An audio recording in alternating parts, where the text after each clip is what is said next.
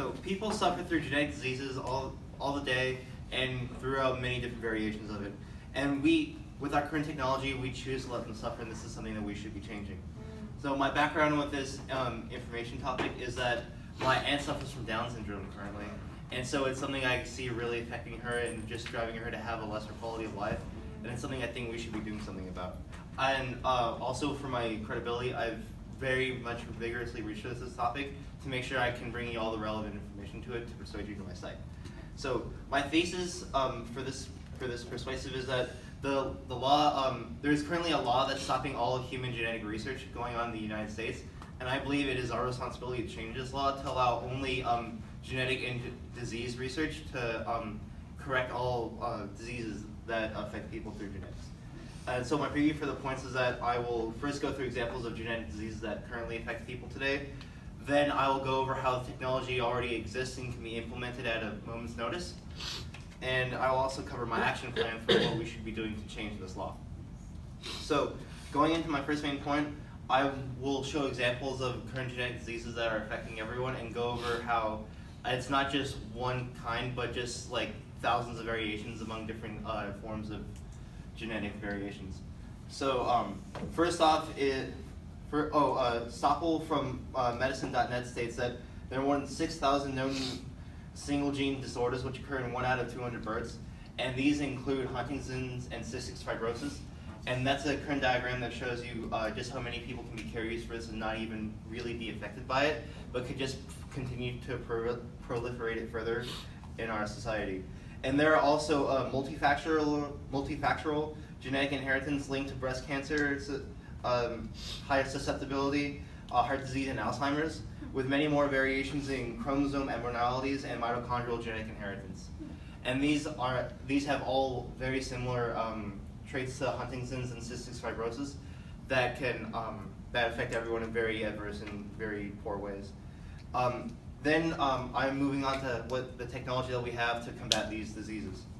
So currently we have CRISPR-Cas9, and Wu states in her article that disease-causing mutations, cryox in mice, which causes cataracts, persisted and can be readily repaired by CRISPR-Cas9. And Parker goes on to further elaborate in his article in Time Magazine that going back to Wu, is that they applied CRISPR-Cas9 and they switched out all damaged genetic genes that cause the cataracts and replaced them with healthy ones, and the mice all recovered in time from their cataracts. And Parker, for my first point, Parker's article in Time Magazine further states that applied CRISPR at the earliest stage to the human embryo, to when human embryos are single cells, are really effective. Although for research purposes, they are not allowed to progress past 3 days. And he further elaborates that researchers say that they could both cut out disease-causing genes and replace them with healthy ones without causing any adverse effects to the genomes that they were able to see within the 3 days.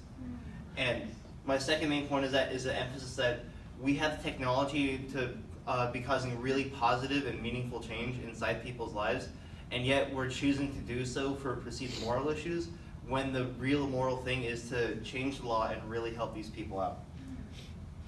So moving on to my third main point about what we should be doing to change the law is that my plan would be to have famous scientists like Bill Nye the Science Guy, even though he's not a technical scientist, and Neil deGrasse Tyson to bring it up in current modern day news to really get the topic in the public consciousness and to have an emphasis and focus on it so that people can start a conversation about it and that it can really just be brought into like the cultural sensibilities. And my first main point is that we should be getting, like I said, getting the conversation started and to have an emphasis on people contacting their state reps, along with this class also contacting our state reps in order to get a bill sponsored, which is explained by House.gov. To once you get a bill sponsored by one state representatives, it moves on to the House, moves on to committee in the House of Representatives towards further discussed and deliberated on. And then the next step I would do is to have Perlman's argument from Motherboard and have like a rallying cry for people who are like on the fence about it to clarify that by not changing this law, the U.S. would be ceding its leadership in this area to other countries. and I would use that to sort of provoke a really positive response to people who are like on the fence for moral issues, but don't want to lose the country's technological leadership in the field.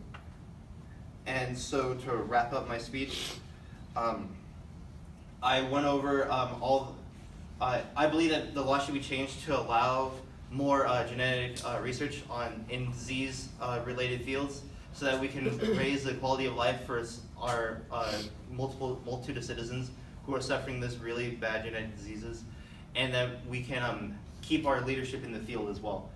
And and Neil deGrasse Tyson and Bill Nye, science guy from earlier. And my second main point is to have is that we already have the technology, and that we should be using it instead of just hiding it away for only research purposes when we know it works and is effective. And my third main point is that what's the plan to change the law and how we should be implementing it into our daily life and how it can be used to better people's lives. And my memorable closer is that to have technology and to not use it when we could be doing something really like powerful and really tangible is just irresponsible to our people who are suffering from it. All right, thanks.